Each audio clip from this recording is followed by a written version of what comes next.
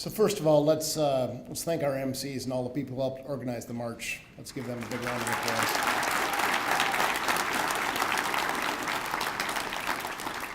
So it is my privilege to welcome all of you here to celebrate this march, to celebrate the history, and as Professor Black said, to celebrate the reality that this activity is going forward.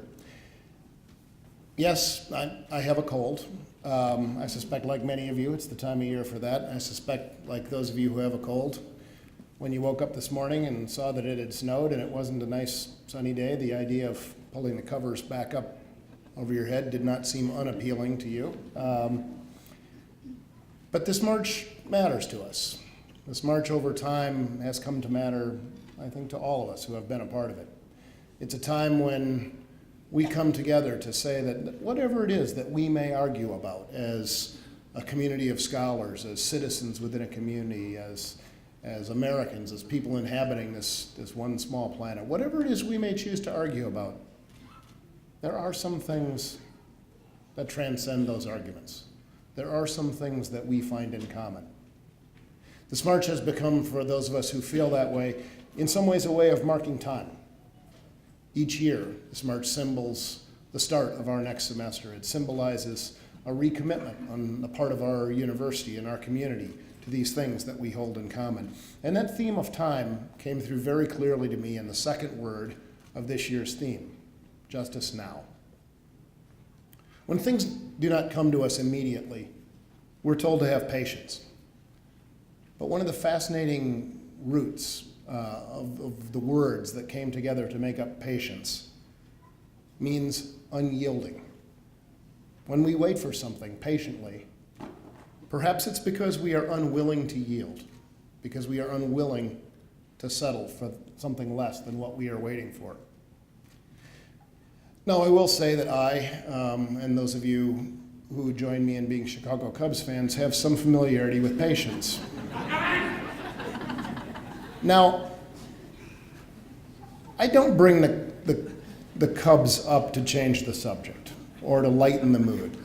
I bring them up because it's been 108 years. No, I bring them up because I want to use them to shine a light on something that I think demands an unyielding impatience.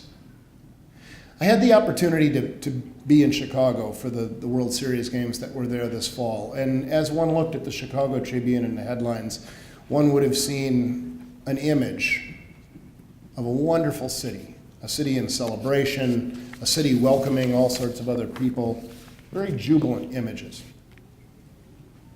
But there was another story that weekend from that same city that did not make the headlines.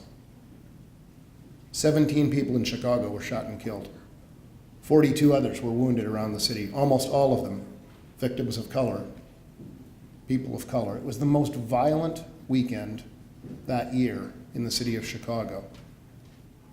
And it failed to make the front page. It failed to make the front page in a way where if it had been a foreign country, the State Department would have issued a travel advisory to our students. Now, this sort of disconnect isn't unique and it's not new. If one looks back, in less than a week after the Watts riots, it rocked what was then the third largest city in this nation. In less than a week, while parts of that city still smoldered, the front page contained information about NASA and the space program and nothing about the riots. When Martin Luther King was arrested in Birmingham in 1963, there was an above-the-fold front page photo on the New York Times that day. The next day, it was a much smaller story, smaller type, below the fold, no picture. And by the third day, it had been relegated to the back sections as discussions of a new tax cut took over the front page. I don't issue these statements as an indictment of the press. The press is a reflection of all of us as a society. They reflect who we are the good and the bad. And who we are is complex. When we find an issue that matters to us, we care, we're outraged, we march, and then we don't.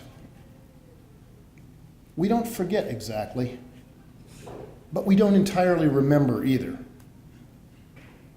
Those of us with privilege move on to other causes, other issues, other preoccupations. While those who stood in the midst of the storm that the rest of us viewed from a distance also with time typically find a way to cope and a way to move on. Until what? At what point do we look up from our preoccupations? Do we look each other in the eye and say, enough is enough? Dr. King wrote from his cell in Birmingham that famous line that Dr. Black referenced this morning, injustice anywhere is a threat to justice everywhere. At what point does a threat to justice somewhere affect us enough so that we stand up and respond to affronts to humanity, to human dignity, to common decency? At what point do we say the time for justice is in fact now? In a way, all of us are saying by our presence here that we are unyielding in our expectation, that we refuse to stand silently, that we value justice more than comfort, that we will tirelessly, ceaselessly, breathlessly work for justice in our neighborhoods, our cities, our campuses, our country, and in our lifetime.